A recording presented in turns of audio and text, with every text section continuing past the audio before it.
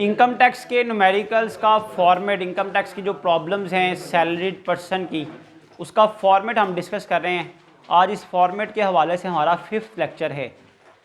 मैं रोज़ एक बात रिपीट करता हूँ कि जो स्टूडेंट्स ये फॉर्मेट साथ साथ नोट नहीं कर रहे, याद नहीं कर रहे, और 2-3 दिन के बाद आप देखेगा कि आपके बस से बाहर हो जाएगा इसको याद करना, इसको प्रिपेयर करना। 2-3 दिन के बाद आपने जब याद करने बैठना है, फिर आपके लिए पॉसिबल ही नहीं कि आप इसको याद कर सकें अगर साथ साथ प्रिपेयर नहीं कर रहे। अदरवाइज देखिए ये फॉर्मेट जो है ना, ये फॉर्मेट जो है टैक्स का, ये जो फॉर्मेट है, ये आपको मैं नोट्स दे दूँ, आप इसे रीड आउट कर लें, फिर भी फॉर्मेट से काम चल सकता है। सारे नोट्स देखिए मैंने प्रिंटेड नोट्स बनाए हुए हैं, टाइप नोट्स हैं। मैं कहूँ जी ये नोट्स ले जाएँ, कल हम क्वेश्चन नंबर 1 करेंगे और आपने देखा भी है, प्रैक्टिस भी किया है। ये फॉर्मेट है भाई, फॉर्मेट के नोट्स ले जाएं, कॉपी करवा लें। चलें जी हम कल प्रॉब्लम नंबर 1 करेंगे, लेकिन मैं आपको ये सारा फॉर्मेट पहले वाइट बोर्ड पर लिखवा रहा हूँ ताकि आपका फॉर्मेट प्रिपेयर हो जाए। और इससे बड़ी बेवकूफ़ी कोई नहीं होगी कि अगर आप फॉर्मेट ख़त्म होने का इंतज़ार कर रहे हैं कि फिर हम इसे याद करेंगे। अगर ये साथ साथ फॉर्मेट नहीं बना रहे, आप साथ साथ याद नहीं कर रहे, तो और 2-3 दिन के बाद ये फॉर्मेट याद होना ही ख़त्म हो जाएगा। पॉसिबल ही नहीं कि आप याद कर सकें। तो ये फॉर्मेट की इतनी एफर्ट जो हम वाइट बोर्ड पे कर रहे हैं, आप लोग नोट कर रहे हैं, इसका फ़ायदा तभी होना जब इसको डेली बेसिस पे याद भी करेंगे। बाद में न्यूमेरिकल इसी फॉर्मेट की बेस पे होना। यही अकोमोडेशन की ट्रीटमेंट, यही कन्वेंस की ट्रीटमेंट, यही मेडिकल की ट्रीटमेंट्स, ये सारी ट्रीटमेंट जो आप पढ़ रहे हैं, यही बाद में प्रॉब्लम्स में आनी है। आज हमने अभी तक हमने देखें जी इनकम फ्रॉम सैलरी का पोर्शन स्टार्ट किया हुआ है। इनकम फ्रॉम सैलरी के पोर्शन में अब तक हम basic salary, 5 allowances, commission, bonus, overseas, cost of living allowance, dearness allowance, फिर परक्विजिट्स ऑफ बेनिफिट में हम अब तक 6 बेनिफिट डिस्कस कर चुके हैं, जिसमें अकोमोडेशन है, कन्वेंस है, मेडिकल है, एंटरटेनमेंट फैसिलिटी है, स्पेशल अलाउंस है और स्पेशल एडिशनल अलाउंस है। आज हम 7th परक्विजिट डिस्कस करने जा रहे हैं, that is loan to employ.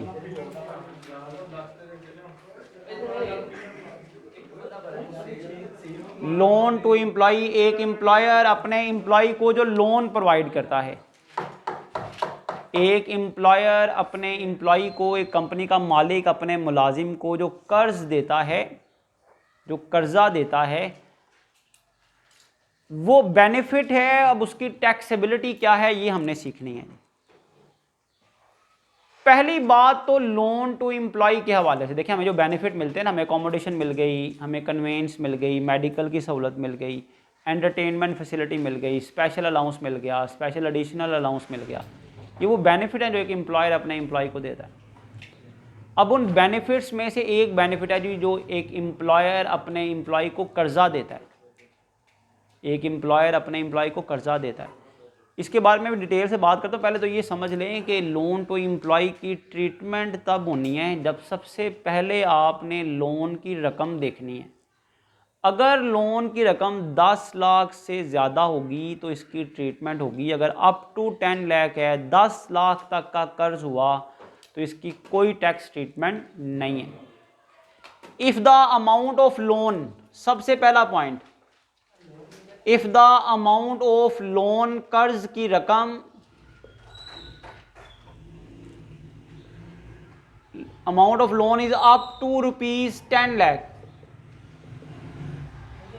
अगर लोन की रकम 10 लाख तक हुई, अप टू 10 लाख हुई, कर्ज की रकम, लोन की रकम अगर 10 लाख तक हुई, तो इसकी कोई टैक्स ट्रीटमेंट नहीं है।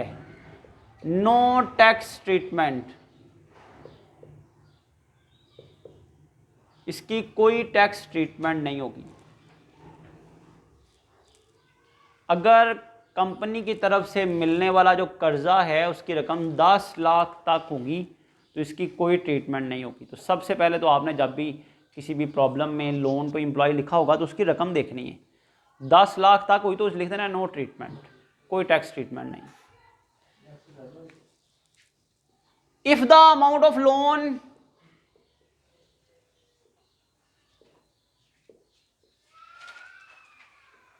इज मोर देन 10 लाख, अगर लोन की रकम 10 लाख से ज्यादा होगी तो फिर इसकी टैक्स ट्रीटमेंट होगी। अगर लोन की रकम अप टू 10 लाख होगी, 10 लाख तक होगी, तो इसकी कोई टैक्स ट्रीटमेंट नहीं है। लेकिन अगर अगर लोन की रकम जो है, the amount of loan is more than ₹10 lakh, 10 lakh से ज़्यादा होगी, तो फिर इसकी ट्रीटमेंट होगी। If the amount of loan is up to 10 lakh, मतलब 10 लाख तक हो। 10 लाख तक का मतलब क्या बोला? 1 लाख हो, 2 लाख हो, 5 लाख हो, 7 लाख हो, 8 लाख हो, 9 लाख हो, 10 लाख हो। 10 लाख तक हुई तो कोई ट्रीटमेंट नहीं। लिमिट है 10 लाख कि 10 लाख तक हुई तो कोई ट्रीटमेंट नहीं, अप टू 10 लाख। लेकिन अगर 10 लाख से ज्यादा होगी, मोर देन, आप लोग मतलब यहां तक 10 लाख तक, और अगर 10 लाख से ज़्यादा हुई तो फिर टैक्स ट्रीटमेंट क्या है। पहली बात तो ये समझें अब लोन के हवाले से। देखिए, आप किसी से कर्ज लेते हैं, कर्ज का मतलब क्या होता है? जो रीपेएबल होता है, वापस करना होता है। तो सहूलत तो ना हुई। टैक्स तो लगता है फायदों पर, फैसिलिटी पर, इनकम पर, बेनिफिट पर। कर्ज तो वापस करना होता है, कर्ज की रकम तो वापस करना होती है, कर्ज की रकम तो वापस करना होती है। तो कर्ज क्या बेनिफिट हुआ फिर? कर्ज तो फायदा ना हुआ फिर। कर्ज तो वापस करना है, या तो कर्ज माफ कर दें तो हम कहें जी फायदा हो गया, कर्ज तो वापस करना है। अब बात जरा फॉलो कीजिएगा। एक्चुअली कर्ज जो है ना, लोन की रकम, वो बेनिफिट नहीं है। लोन की रकम बेनिफिट नहीं है, लोन तो वापस करना होता है। बेनिफिट किस चीज़ का? बेनिफिट ये है कि आप लोन अगर लें किसी और से, बैंक से, किसी इंश्योरेंस कंपनी से, किसी मनी लेंडर से, तो वो कर्ज देता है सूद के साथ, सूद भी लेता है। कंपनी अपने मुलाजमीन से या तो सूद लेती नहीं है, और ले तो कम लेती है। तो असल फायदा लोन का नहीं है, लोन का फायदा नहीं है। वो जो कर्ज पर सूद है ना, जो कंपनी अपने मुलाजमीन से नहीं लेती या कम लेती है, वो फायदा है। उस फायदे को कैलकुलेट करना है पहले। अब कितना फायदा हुआ हमें कैसे पता चलेगा? उसके लिए benchmark rate, market rate, tax year 2020, tax year 2020 जो आपका है, जिसके लिए आप पढ़ रहे हैं, उसमें मार्केट रेट फिक्स है 10%। बेंचमार्क रेट कितना है? या मैं नीचे लिख रहा हूं, बेंचमार्क रेट कितना है? बेंच कहते हैं बेंचमार्क रेट, मार्केट रेट जो कितने परसेंट है? At the rate of 10% per annum. Market में अज्यूम कर लें रेट चल रहा है, मार्केट का रेट आप अज्यूम कर लें कितना चल रहा है 2020 के लिए? 10%। आपको 10% से अगर कम कर्जा पे, सूद पे कर्जा मिल रहा है, तो आपको फायदा कितना हो गया? 10% का। कितना फायदा हो गया? अगर मार्केट में रेट चल रहा है 10%, कंपनी आपको फ्री लोन दे देती है। फ्री लोन मतलब बगैर किसी, तो आपको फायदा कितना हुआ? 10% का। 10% बच गया। वो 10% कैलकुलेट करें, वो टैक्सेबल हो जाएगा, वो फायदा टैक्सेबल हो जाएगा। और अगर कंपनी आपको कहती है भाई आप 7% सूद दे दें, आप हिसाब लगाते हैं मार्केट में चल रहा है 10%, कंपनी हमसे ले रही है 7%, 3% का फायदा हो रहा है, तो आप 3% ले लें। जितना फायदा होगा उतनी अमाउंट टैक्सेबल हो जाएगी। मिसाल के तौर पर, number 1 situation,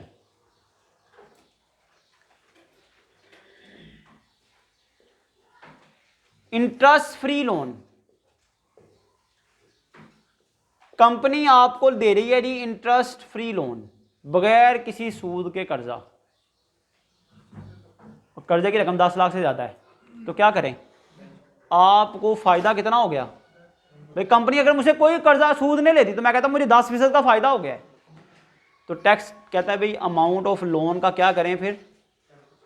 amount of loan, कर्ज की जो रकम है ना, उसका 10% लें, जितनी रकम आएगी वो टैक्सेबल हो जाएगी। मिसाल के तौर पर आपको 11 लाख का कर्जा कंपनी दे देती है, 11 लाख पे कंपनी कोई सूद नहीं लेती। आप हिसाब लगाते हैं मुझे फायदा कितना हुआ? कि मैं अगर मार्केट से 11 लाख का कर्जा लेता तो मुझे 10%, 1,10,000 क्या देना पड़ता सूद। कंपनी मुझसे सूद नहीं ले रही। कितना सूद नहीं ले रही, मार्केट का रेट कितना है, तो मैं अमाउंट ऑफ लोन पर 10% निकालूंगा, जितना फ़ायदा होगा वो टैक्सेबल कर दूँ, उस पर टैक्स लग जाए। 1,10,000 पे कितना टैक्स बन जाएगा, 2,000 बन जाएगा, 3,000 बन जाएगा, तो ये टैक्सेबल हो जाएगा। तो देखना कर्ज पर सूद कितना लिया जा रहा है, वो एक्चुअली फ़ायदा है। सेकेंड ऑप्शन कितनी है, क्या है जी, फॉर एग्जाम्पल कंसेशनल लोन।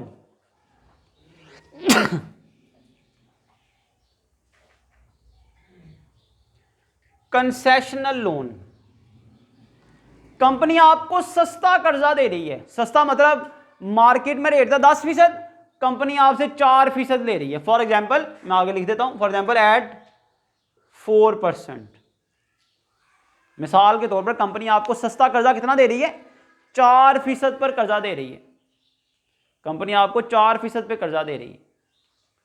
भाई 4% पे जो कर्जा मिलेगा, फायदा कितना हो गया, कितना फायदा हो गया, तो 10 में से 4% माइनस करें, 6% लिया जाएगा। 6% का जो फायदा हुआ ना, कितना फायदा हुआ हमें, मार्केट में रेट चल रहा था 10%, कंपनी ने हमसे सिर्फ 4% लिया, तो 10 में से 4% माइनस करें, 6% का जो फायदा होगा वो कर्ज की रकम पर कैलकुलेट होगा और वो टैक्सेबल हो जाए। तो कर्ज की रकम जब देखनी है तो अमाउंट ऑफ लोन जब आपने देखना है, सबसे पहले देखना है वो 10 लाख से ज़्यादा है। 10 लाख से ज़्यादा होगा तो टैक्सेबिलिटी होगी, वरना टैक्सेबिलिटी नहीं है। दूसरी बात देखना है कर्ज पर सूद कितना लिया जा रहा है। अगर कर्ज पर सूद 10% लिया जा रहा है या 10% से कम, 10% लिया जा रहा है तो कोई फ़ायदा नहीं है, 10% से कम लिया जाएगा तो फ़ायदा होगा। उसकी एक सूरत मैंने आपके सामने रख दी, भाई अगर आप कंपनी आपको इंटरेस्ट फ्री लोन दे दे तो इसका 10% का 10% फ़ायदा हो गया। और अगर कंपनी आपसे 10% से कम लेती है तो देखना कितना कम लेती है। तो कंपनी हमसे ले रही है जी सिर्फ 4%, तो हमें 10 की बजाय 4% सूद देना पड़ रहा है, हमें 6% का फ़ायदा हो गया मार्केट के हवाले से। तो 6% कैलकुलेट करें वो टैक्सेबल हो जाएगा। तीसरी कंडीशन ये भी हो सकती है, loan provided at the rate of 10% और मोर। कंपनी आपको कर्जा दे रही है 10% या उससे ज़्यादा सूद लेकर, तो फिर ये फुली एग्जैम्प्ट होगा। फिर ये फुली, कंपनी आपसे 10% ही अगर सूद ले ले, अगर कंपनी आपसे 10% ही सूद ले ले या 10% से ज़्यादा ले ले तो कोई फ़ायदा हुआ आपको भला, तो ये फुली एग्जैम्प्ट होगा। तो ये लोन की मैंने आपके सामने ट्रीटमेंट रखी है जी। सबसे पहले लोन के बारे में क्या देखना है कि लोन की रकम 10 लाख से ज़्यादा है या नहीं। अगर 10 लाख तक हुई ना, 10 लाख या उससे कम, अप टू 10 लाख का मतलब 10 लाख या उससे कम, तो कोई ट्रीटमेंट नहीं। 10 लाख या उससे ज़्यादा होगी तो फिर ट्रीटमेंट है। क्या ट्रीटमेंट है, देखना पड़ेगा कि सूद कितना लिया जा रहा है। अगर सूद 10% से कम लिया जा रहा है तो बेनिफिट होगा। उसकी एक सूरत यह है कि आपसे कोई सूद ना लिया जाए, कोई सूद ना लिया जाए, तो जितना भी कर्जा है उस पर 10% का 10% लेकर वो आपने टैक्सेबल कर देना है। और अगर मार्केट से कम सूद लिया जा रहा है तो देखना कितना कम लिया जा रहा है। तो मैंने बताया आपसे 4% लिया जा रहा है, मार्केट से कम कितना हुआ, ये 6% ले लेना। अगर आपसे 10 की बजाय 8% सूद लिया जाता है तो कितना फ़ायदा हुआ, 2% ले लेना। और अगर आपको कर्जा दिया जाता है और सूद आपसे 10% या 10% से ज़्यादा लिया जाता है तो फिर कोई फ़ायदा नहीं हुआ, फुली एग्जाम्प्ट हो जाए। क्लियर हो गया जी। नेक्स्ट परक्विजिट है पेंशन, कि एक कंपनी अपने मुलाजमीन को जो पेंशन देती है। कल का लेक्चर पढ़ने के बाद टैक्स के फॉर्मेट में से 2 थ्योरेटिकल क्वेश्चन कवर हो जाने। कल का लेक्चर बहुत ही इंपॉर्टेंट होना है, उसमें हम प्रोविडेंट फंड की ट्रीटमेंट डिस्कस करेंगे इंशाल्लाह ताला। उसके बाद आपके जो थ्योरेटिकल क्वेश्चन है ना, 2 साथ साथ कवर हो जाएंगे। हम उसके बाद एक दिन और पढ़ने के बाद ना फिर रुकेंगे थोड़ी देर, फिर हम वो जो 2 थ्योरेटिकल क्वेश्चन हो चुके हैं ना, जो मैं कह रहा हूँ कि हो चुके हैं, फॉर्मेट याद कर लीजिएगा आप। वो 2 थ्योरेटिकल क्वेश्चन की मैं आपको मार्क करवा दूंगा, निशान लगवा दूंगा, देखिएगा वो भी आपके कंप्लीट हो जाएंगे इंशाल्लाह। निशान उस फॉर्मेट पे भी लगा लेंगे, देखें ये 2 थ्योरेटिकल क्वेश्चन हमारे कवर हो गए, जो अब तक के, कल तक के लेक्चर के बाद, मैक्सिमम परसों तक के लेक्चर के बाद समझ लें कि आपके वो 2 थ्योरेटिकल क्वेश्चन भी कवर हो जाएंगे। फॉर्मेट का हिस्सा तो चले हो ही रहा है, साथ साथ थ्योरेटिकल क्वेश्चन भी साथ साथ कवर हो जाएंगे। इसी तरह जैसे ही हम न्यूमेरिकल पोर्शन ये पढ़ रहे हैं, जो साथ साथ थ्योरेटिकल क्वेश्चन कवर होते जा रहे हैं, हम साथ साथ उन्हें करते जाएंगे इंशाल्लाह ताला। नेक्स्ट है जी पेंशन। पेंशन आप जानते हैं कि रिटायरमेंट के बाद एक कंपनी अपने मुलाजमीन को जो पेंशन देती है वो उसकी इनकम होती है, उसका सोर्स ऑफ इनकम है, सोर्स ऑफ इनकम है, आमदनी का ज़रिया है कि आपको पेंशन मिल रही है। Pension receive from ex employer.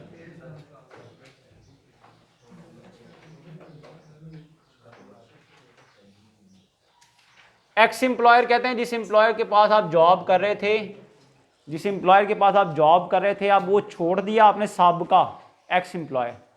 Pension receive from ex employer बेटा ये फुली एग्जैम्प्ट होती है। Pension receive from ex employer, जिसको आप छोड़ चुके हैं, जो साबका एम्प्लॉयर है, जहाँ से आप रिटायरमेंट ले चुके हैं, यहाँ आपको जॉब से निकाल दिया गया, कोई भी वजह है, अब आपको पेंशन मिल रही है साबका एम्प्लॉयर से, ये फुली एग्जैम्प्ट है।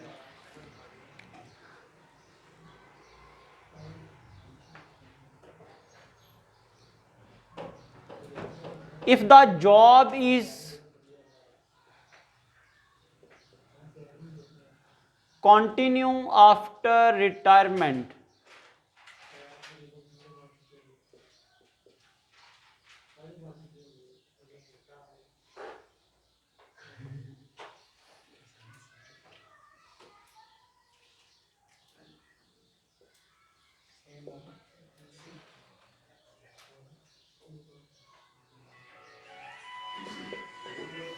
if the job is continue, if the job is silent पे लगा दें कि 4-5 दफ़ा हो चुका है पहले। if the job is continue after the retirement, अगर जॉब रिटायरमेंट के बाद कंटिन्यू हो, अगर जॉब रिटायरमेंट के बाद कंटिन्यू हो।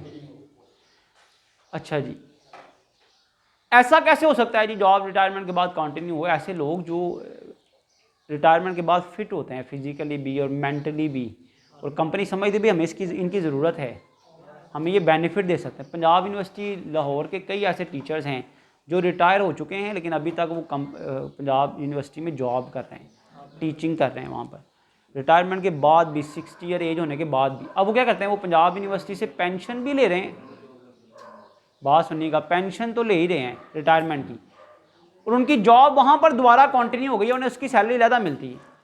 पेंशन तो 60 ईयर के बाद रिटायर होने के बाद किया ना, उनकी बाद में जॉब वो कॉन्ट्रैक्चुअल जॉब हो जाती है, एक तरह का कॉन्ट्रैक्ट हो जाता है, वो कॉन्ट्रैक्ट की उन्हें सैलरी ज़्यादा मिलती है।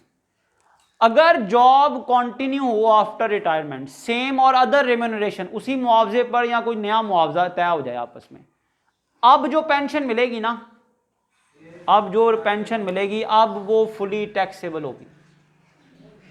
अगर आपकी जॉब जो है वो कंटिन्यू है, अगर आपकी जॉब कंटिन्यू है आफ्टर रिटायरमेंट, रिटायरमेंट के बाद अगर जॉब कंटिन्यू है, उसी मुआवजे पर या नया मुआवजा तय हो जाए, तो अब जो पेंशन मिलेगी वो फुली टैक्सेबल हो।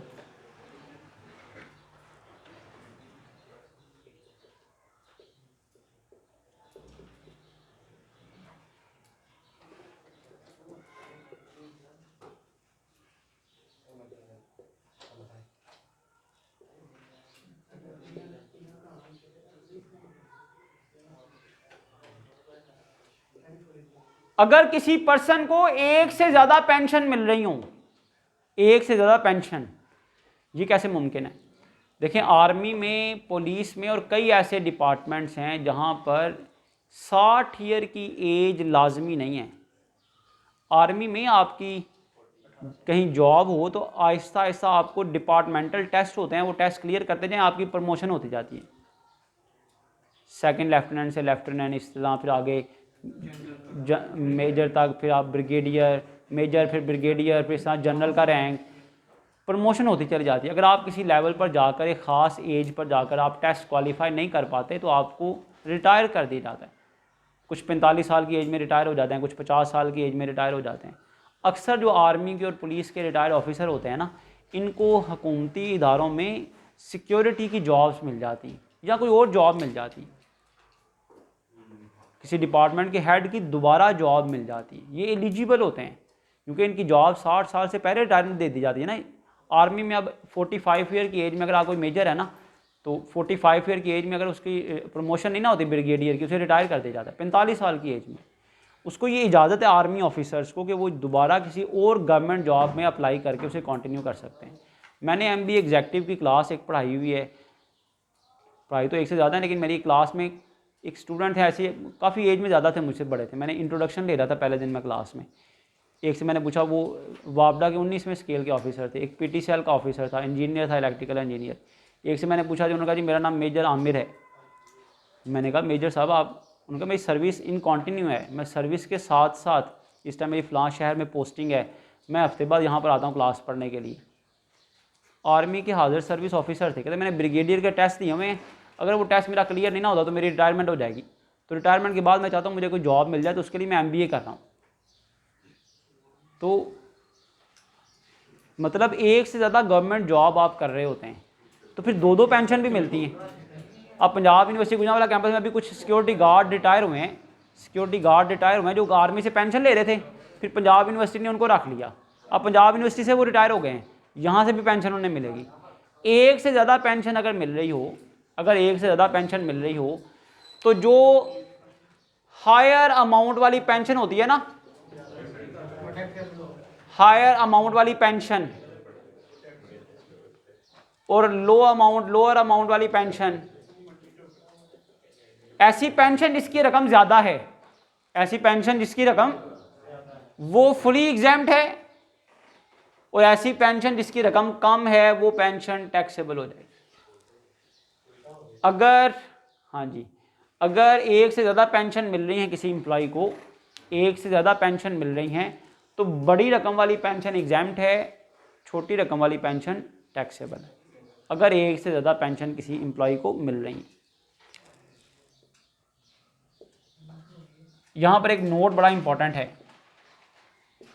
If the age of tax payer is 60 years और above,